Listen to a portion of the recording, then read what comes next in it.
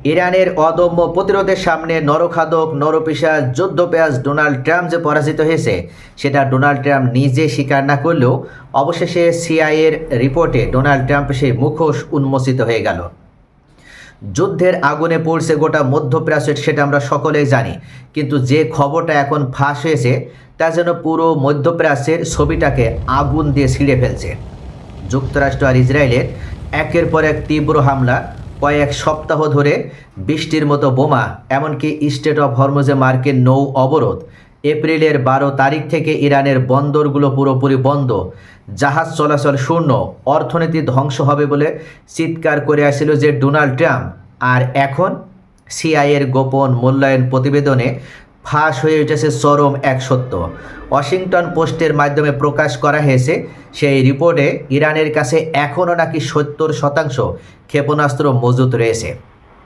অথচ এই Donald Trump আর মিথ্যাবাদী নেতানিয়াহু উল্লেখ করেছিল ইরানের হাতে এখন মাত্র ক্ষেপণাস্ত্র আর 8% আছে, অর্থাৎ 92% ক্ষেপণাস্ত্র, এবং ক্ষেপণাস্ত্র উড্ডয়নের যে লঞ্চার, সেই মিসাইল লঞ্চার নাকি তারা সম্পূর্ণভাবে ধ্বংস করে দিয়েছে।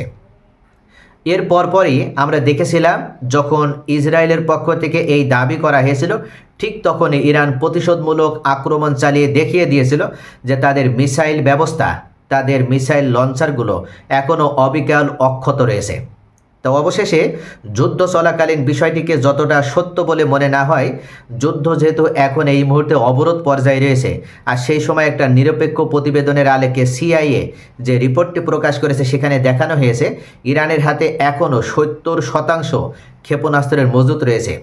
অর্থাৎ একটানা 40 দিন বোমা হামলা, বৃষ্টির মতো, এমনকি অবরোধ, তারপরেও ইরানের এই ক্ষেপণাস্ত্র সম্পূর্ণভাবে ধ্বংস করতে তো পারেনি, মাত্র তারা 30% ধ্বংস করতে সক্ষম হয়েছে। এমনকি এই মুহূর্তে আমরা যদি দেখি তাহলে তাদের 75% ক্ষেপণাস্ত্র বা মিসাইল লঞ্চারও অক্ষত রয়েছে, অর্থাৎ মাত্র 25% মিসাইল লঞ্চার তারা ধ্বংস করতে পেরেছে।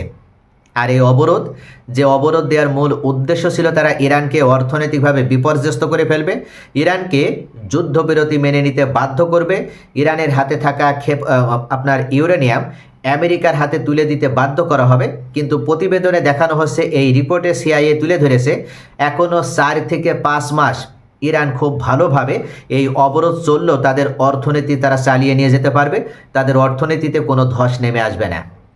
ভাবুন তো, ফেব্রুয়ারির 28 থেকে শুরু হওয়া এই যুদ্ধ, মার্কিন এবং ইসরায়েলি বিমান তারা হামলা যেভাবে ক্ষেপণাস্ত্র ডিপো ধ্বংস করেছে, নৌবাহিনী গুড়িয়ে দিয়েছে, আর ট্রাম্প তো বলেই দিয়েছিল যে ইরানের মিসাইল শেষ, মাত্র 18 থেকে 19% নাকি বাকি রয়েছে, এমনকি নেতারা আত্মগোপনে রয়েছে, নৌবাহিনী ধ্বংস হয়ে গিয়েছে। তাহলে এই সমস্ত কথা কি সম্পূর্ণ মিথ্যা? এখন সিআইএ যে রিপোর্ট প্রকাশ করেছে তাতে দেখা যাচ্ছে যে সবগুলো মিথ্যা কথা ছিল, এবং ডোনাল্ড ট্রাম্পের এই মিথ্যা এতদিন প্রকাশ করলেও সিআইএর এই রিপোর্টে অবশেষে ডোনাল্ড ট্রাম্প সেই মুখোশ উন্মোচন করে দিল। ইরানের ভূগর্ভস্থ ডিপোগুলো আবার চালু হয়েছে, ক্ষতিগ্রস্ত মিসাইলগুলো মেরামত করা হয়েছে, এমনকি নতুন মিসাইল অ্যাসেম্বলও চলছে। এটা কোনো যুদ্ধ, এটা তো ইরানের অদম্য এক প্রতিরোধের মহাকাব্য। বন্ধুরা, এই রিপোর্টটি শুধু একটা খবর নয়, এটা ট্রাম্প প্রশাসনের মুখোশ সম্পূর্ণভাবে উন্মোচন করে দিয়েছে। তবে হোয়াইট হাউসের একজন ঊর্ধ্বতন কর্মকর্তা উল্লেখ করেছে সিআইএর এই রিপোর্ট সম্পূর্ণভাবে ভুল। তারা দাবি করেছে ইরানের হাতে আর কোনো মিসাইল নেই, এমনকি মিসাইল লঞ্চ করার মতন আর কোনো লঞ্চারও নেই। তবে এটা কি শুধু গোয়েন্দা ব্যর্থতা নাকি রাজনৈতিক খেলা? ডোনাল্ড ট্রাম্প চাচ্ছে বিশ্বকে দেখাতে যে আমরা জিতেছি, কিন্তু আসলে ইরান এখনও দাঁড়িয়ে আছে, ইরান লোহার মতো শক্ত হয়ে এখনও প্রতিরোধ গড়ে তুলেছে। তাহলে ডোনাল্ড ট্রাম্প জিতল কিভাবে? অবরোধের 1 মাস পার হয়ে গিয়েছে, কিন্তু ইরানের তেল কি রপ্তানি বন্ধ হয়েছে? ইরানের তেল রপ্তানিও বন্ধ হয়নি। এমনকি ভূগর্ভস্থ ইরানের যে ক্ষেপণাস্ত্র কারখানা, সেটা কি বন্ধ হয়েছে? সেটাও তো চলমান রয়েছে। তাহলে এই প্রতিরোধ যোদ্ধারা আমরা দেখতে পাচ্ছি এখনও হরমুজ প্রণালীতে মার্কিন যুদ্ধজাহাজ প্রবেশ করার চেষ্টা করলে সেখানে ক্ষেপণাস্ত্র হামলা চালিয়ে প্রতিরোধ গড়ে তোলা হচ্ছে, অর্থাৎ প্রতিরোধ যোদ্ধারাও প্রস্তুত অবস্থায় রয়েছে। তাহলে আমেরিকা জিতল কিভাবে? ডোনাল্ড ট্রাম্প জিতল কিভাবে? এটা নিয়েই মূলত সিআইএর এই রিপোর্টে সম্পূর্ণভাবে বিস্তারিতকে তুলে ধরা হয়েছে। এখন প্রশ্ন হচ্ছে এই যুদ্ধটা আসলে কার জন্য, যেখানে তেলের দাম আকাশ ছোঁয়া হয়ে গেছে, বিশ্ব অর্থনীতি কাঁপছে, এমনকি আমেরিকার খরচ ইতোমধ্যে $70 বিলিয়ন ছাড়িয়ে গেছে।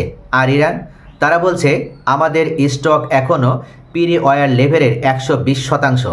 অর্থাৎ যুদ্ধ শুরু হওয়ার আগে যদি তাদের রিজার্ভ 100% থাকে, তাহলে এখন তাদের অর্থনীতি ফুলে ফেপে আরও 120% হয়েছে।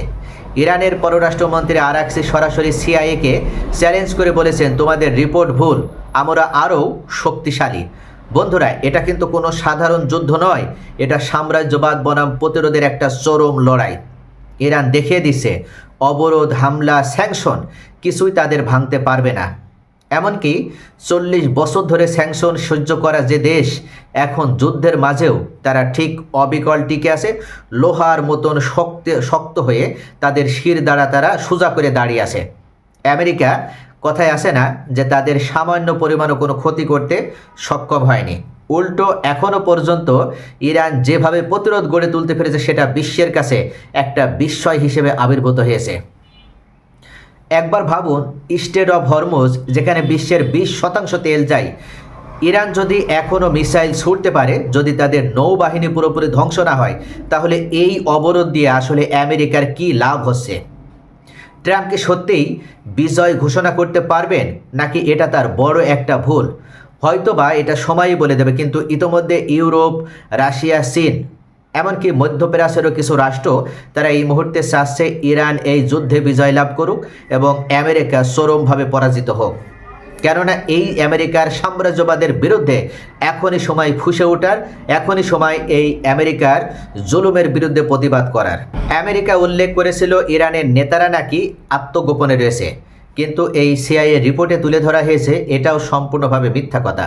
ইরানের নেতারা কেউ আত্মগোপনে নয়, তারা প্রকাশ্যে জনগণের সাথে মিশে আইআরজিসি বাহিনীর সাথে বুকে বুক মিলিয়ে, কাঁধে কাঁধ মিলিয়ে তারা লড়াই করছে। এমনকি ইরানের নেতারা শুধু প্রকাশ্যে আসছে তা নয়, ইরানের ক্ষেপণাস্ত্র এখনও আকাশে উঠছে। আর আমেরিকার নিজস্ব গোয়েন্দা সংস্থা বলছে আরও 4 মাস। এর মানে কি?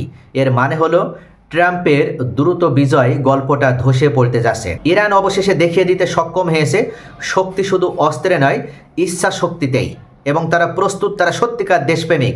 শুধু তাই নয়, তাদের অর্থনীতি এখনও দাঁড়িয়ে, যুদ্ধের পূর্বে তাদের অর্থনৈতিক যে অবস্থা ছিল এখন তার থেকে আরও বেশি সমৃদ্ধ, আরও বেশি সচ্ছল।